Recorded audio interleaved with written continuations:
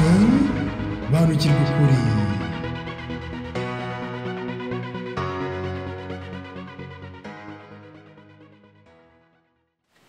Sobanukirwa ukuri. Ubugorozi ni iki? Ubugorozi ntabwo ari uguhimba, ahubwo ubugorozi no kugarura ibyakuweho byari byiza, amahame yarayibagiranye yavanweho bitewe n'ibyaha n'ubujiji no gusubira inyuma. Ayo mahame yagengaga abantu b'Imana, iyo ibihe bitewe bitumye ahinduka cyangwa se agakurwaho, ijambo ubugorozi riza ari ukugarura ibyakuweho ariko byari bikeneye kubaho. Niyo mpamvu mu mateka yose y'isi yabayeho abantu bagiye baza bose ari abagorozi, ntabwo bari bemerewe guhimba, bari bemerewe kugarura ibyavanyweho bikongera gusura umwanya byari biriho.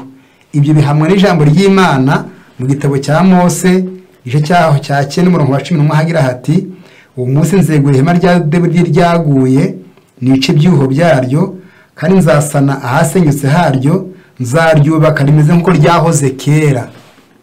Noneho ntabwo umurimo w'ubugorozi ari ugushaka ibishyashya, ahubwo ni ukugarura amahame yera yakuweho akongera akamera uko yari ameze kera. Ibyo kandi bigaragara mu gitabo cya Yeremiya 6:16 handitse ngo, nimuhagarare mu nzira murebe kandi mubarize inzira za kera, aho inzira nziza iri aba ariyo munyuramo, niho muzabona uburuhukiro mu mitima yanyu. Sobanukirwa ukuri. Ubugorozi ntabwo ari uguhimba, ahubwo ni ugusubizaho amahame yera y'Imana yaba yarirengagijwe akagarurwaho mu bihe byabaga bigezweho bitewe n'ubuhakanyi, umwijima no gutandukana n'ukuri. Rero ubugorozi ntabwo ari uguhimba, ahubwo ni ukugarura ibyari byaravanyweho. Bigaragara kandi mu gitabo cy'umubwiriza igice cyaho cya mbere umurongo wa 9 havuze ngo, ibyahozeho nibyo bizongera kubaho, kandi byakozwe nibyo bizongera gukorwa, nta cyadutse mu isi y'ijuru. Sobanukirwa ukuri. Ubugorozi si uguhimba, ahubwo ubugorozi no kugarura amahame yera y'Imana agasubira nk'uko yari ari, abantu bataragoma, batarahakana, batarayoba, agasubira mu mwanya wayo. Sobanukirwa ukuri. Ubugorozi si uguhimba. Ibyo kandi tubisanga mu gitabo n'ubundi cya umubwiriza igice cyaho cya 3 umurongo wa 15 handitse ngo, ikiriho cyose cyahozeho na kera, kandi kizaho cyahozeho na kera, kandi Imana yongera kugarura ibyakuweho. Ikiriho cyahozeho na kera, kandi kizaho cyahozeho hereye kera, kandi Imana yongera kugarura ibyakuweho. Sobanukirwa kuri ko ubugorozi si uguhimba, ubugorozi ni Imana igarura ibyayo byakuweho. Noneho mu gitabo cya Matayo na Yesu yahamije ayo magambo ko umurimo wa Yohana umugorozi kwari kugarura ibyakuweho.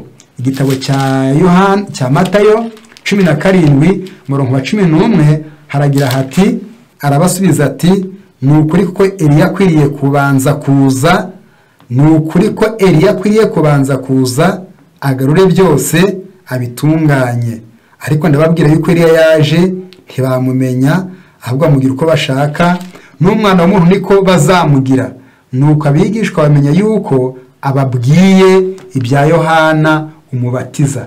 Kandi muramuzi ko Yohana amubaje bati, urinde, urakora iki, akazi kawe ni akahe? Haba muri Matayo no muri Luka yarabashubije ati, ndi ijwi ry'urangurura mu butayu ati, mutunganye inzira z'Uwiteka, mugorore inzira ze. Ubugorozi rero Yesu ahamije ko Yohana cyamuzanye kwari kugarura byose akabitunganya, kandi amwita Eliya, kuko na Eliya nawe yabanjirije Yohana, nawe yari umugorozi.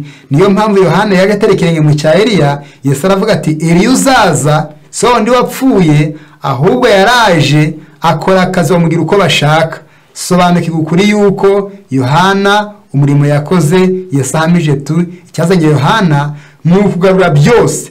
Avuze byose se bihe ni ibyiza byose, ni amategeko y'Imana yose, ni amahame yose yera, ni imico myiza yose. Yohana yarashimwe kubigarura bikagaruka byose, kandi byose bikanatunganywa, ntibiba ari akajagari bikajya mu mwanya wabyo. Niyo mpamvu umurimo wa Yohana yahamije ko ari umugorozi, bivuzwe na Yesaya na Yohana bisubiramo. Yesu avuze ko umurimo wa Yohana kwari ukugarura. Ubugorozi rero sobanukirwa ukuri. ubugorozi ni ukugarura ibyakuweho bigasubira mu mwanya wabyo kandi bigatunganywa, ntibipfe kuhajya gusa, ahubwo bigatunganywa bigakorwa neza, bikaba bibereye guhesha Imana icyubahiro.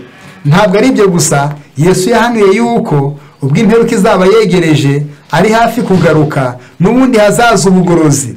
Ko ubugorozi ni ukugarura, ni mu gitabo cya Matayo 24 uhereye ku murongo wa 14, Yesu agaragaza ko ubugorozi buzagarura ibyakuweho. Aha tubisanga ku murongo wa 14 havuga hati, kandi ubu butumwa bwiza bw'ubwami buzigishwa mu isi yose ngo bube ubuhamya bwo guhamiriza amahanga yose, nibwo imperuka izahera kwize. Aya magambo akomeye Yesu yagaragaje yuko ari ikimenyetso cya nyuma cy'iminsi y'imperuka. Yavuze intambara, inzangano, gusubiranamo kw'amoko, amahane, ibiza, indwara, ibintu bikomeye biteye ubwoba. Baravuga ati ariko kandi ubu butumwa bwiza bw'ubwami, ubu butumwa bwiza, Yesu yarahamije yuko ubutumwa buheruka buzabwirizwa, akaba ari cyo kimenyetso cya nyuma, akaba ari cyo kizaranga imperuka ko igiye gusohora. Nuko ubutumwa Yesu yigeze abwiriza, intumwa zabwirije, aravuga ati ubu butumwa bwiza. Aho Yesu yaragaragaje yuko ubutumwa buzabwirizwa mu minsi ya nyuma buzaba ari bwa butumwa Yesu yabwirije, intumwa zabwirije, Yesu yigishije, amaherewe intumwa ze, ayo niyo azongera agaruke mu gihe giheruka. Igihe dushobora kubona ubutumwa bubwirizwa ari bwa bundi bw'igihe cya Yesu, bwaranze Yesu n'intumwa ze. Yesu aravuze ati ubu butumwa bwiza nibwo ngera kugaruka, bukaza busana bwa bundi, nkuko bishigikiwe n'amagambo ari mu gitabo cy'inyandiko zibanze 138, amagambo avuga ngo ubutumwa buheruka buzagarura itorero ku kibanza cy'intumwa. Ubutumwa buheruka buzagarura itorero ku kibanza cy'intumwa. Bisobanuye yuko ubutumwa Yesu yaratwaye n'intumwa ze buzongera bugaruke. Burya rero ngo twizere ubutumwa bwiza ko ari Yesu bwohereje, ari ikimenyetso cya nyuma, nuko dukwiye kureba niba rwose ari bwa bundi bw'igihe cy'intumwa bugarutse bwongeye kubwirizwa. Yesu yavuze yuko buzaba ari ikimenyetso cya nyuma giheruka cyerekana ko imperuka igiye kuza. Sobanukirwa ukuri, ubugorozi ni ukugarura ibyakuweho kandi bigatunganywa. Ibyavangwaho ni byinshi, ibyakuweho bivugwa ni iby'Imana, kandi Imana niyo ibigarura. Ubwo ari ibigarura rero izagarura ibyayo, kandi abo yahaye kubigarura babitunganye. Twumvise neza yuko n'ubutumwa buheruka nabwo azaba ari ukugarura ubwari bwarakuweho, hazagaruka bwa bundi bwa mbere. Ese ubutumwa bwa mbere bwari ubuhe?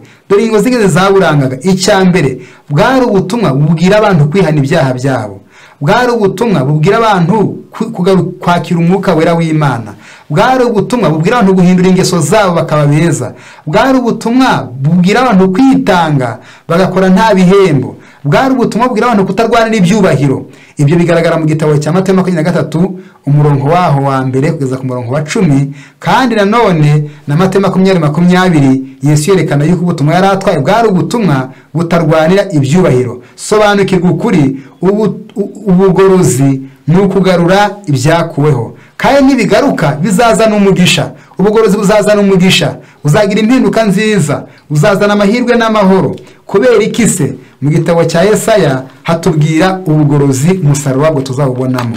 Yesaya 58 hatubwira inyungu ubugorozi buzazana. Yesaya igice cyaho cya 58 hatubwira ko ubugorozi buzagira inyungu zikomeye, ariko twifuriza umuntu wese kubumenya no guharanira kubwemera. Igitabo cya Yesaya 58 umurongo waho wa 12, n'abazabakomokaho bazubaka amatongo ya kera yasenyutse, uzongera gushinga imfatiro zariho ku ngoma nyinshi, kandi uzitwa uwica ibyuho, kandi usubira inzira zijya mu ngo.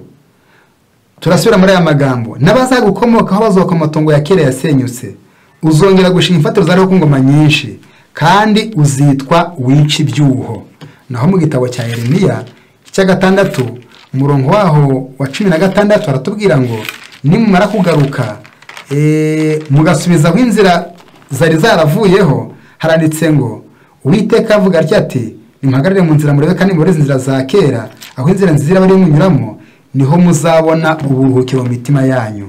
ijambo nshatsemo ni rimwe rivuze ngo muzabona uburuhukiro mu mitima yanyu. Birumvikana yuko ubugorozi sobanura ukuri, ubugorozi ni ukugarura ibyakuweho, kandi byavanyweho iyo bigarutse biba amahirwe akomeye cyane yo kuzana amahoro mu bantu. Niyo mpamvu iyo twanze imico ya kera, amahame ya kera, amategeko ya kera Imana yagaragaje mu gihe cy'intumwa za Yesu ndetse n'abahanuzi ko abantu Imana bakwiye kubigenderamo, icyo gihe ibyo dukoze nta mahoro biduha, biduteza akaga. Ariko abantu bemera ubugorozi bagasubizaho inzira za kera, imico yaranze abantu b'Imana, kandi bakemera kwakira ubutumwa busa n'ubwabwirijwe mu gihe cya Kristo, nta gushidikanya tuzaba dusobanukiwe n'ukuri kandi tuzagira amahoro y'umutima. Sobanukirwa ukuri. Ubugorozi si uguhimba, ubugorozi ni ukugarura. Mureke tugarura amahame y'Imana ya kera kandi meza, tugarure ubutumwa bwiza bwabwirijwe na Kristo n'intumwa ze, tugarure gahunda yabaranze yo kwitanga, kudakorera ibihembo, kudashaka ibyubahiro, guhinduka kw'imitima, kwakira imbaraga y'Umwuka Wera. Biturange dusobanukirwe ukuri, tuzabona ubugingo mu izina rya Yesu. Amen. Banukirwa ukuri.